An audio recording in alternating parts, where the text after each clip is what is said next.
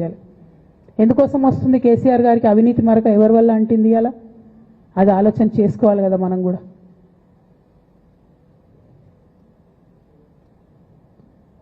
కొంతమంది కేసీఆర్ గారి పక్కన ఉన్నటువంటి వాళ్ళు కేసీఆర్ గారి పేరు చెప్పుకొని అనేక రకాలుగా లబ్ధి పొంది వారు చేసినటువంటి అనేక చెత్త పనుల వల్ల ఇవాళ కేసీఆర్ గారి పేరు బద్నామయ్యే పరిస్థితి వచ్చింది.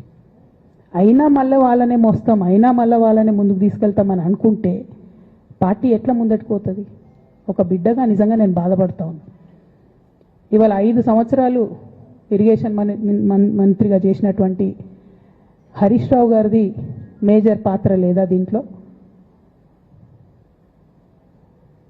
అందుకే కదా కేసీఆర్ గారు వారిని సెకండ్ టర్మ్లో తప్పించిండ్రు. ఈ మొత్తం కాళేశ్వరం ఎపిసోడ్లో కేసీఆర్ గారికి మరక అంటిందంటే 2-3 వ్యక్తులు కారణం. మాజీ రాజ్యసభ సభ్యుడు ఒకలైతే, హరీష్ రావు గారు ఒకలైతే, మేఘా కృష్ణారెడ్డి గారు ఇంకోడు, మేఘానో బోగానో ఏదో.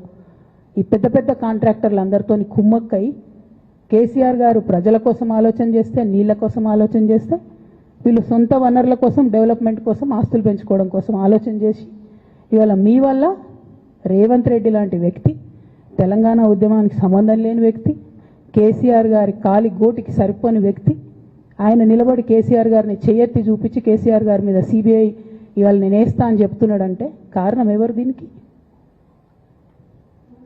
నేను భరించిన, ఇదే హరీష్ రావు గారు, ఇదే సంతోష్ రావు గారు అనేక కుట్రలు చేసినా కూడా భరించిన. నా మీద ఓపెన్గా మీడియా మిత్రులందరితో రకరకాల మాటలు చెప్తే కూడా నేను భరించిన. నా పర్సనల్ అటాక్కి నేను ఎప్పుడు కూడా వాళ్ళను ఇంతవరకు పేరు పెట్టి పిలవలేదు, మాట్లాడలేదు. ఫస్ట్ టైం చెప్తున్నా నేను. ఎందుకోసం చెప్తున్నా? కేసీఆర్ గారికి ఈ వయసులో సిబిఐ ఎంక్వైరీ ఏందండి? ఎందుకోసం ఆ కర్మ పట్టింది? ఎందుకు భరించాలి? ఇటువంటి వాళ్ళని చూస్తూ ఎందుకోసం ప్రొటెక్ట్ చేసుకోవాలి?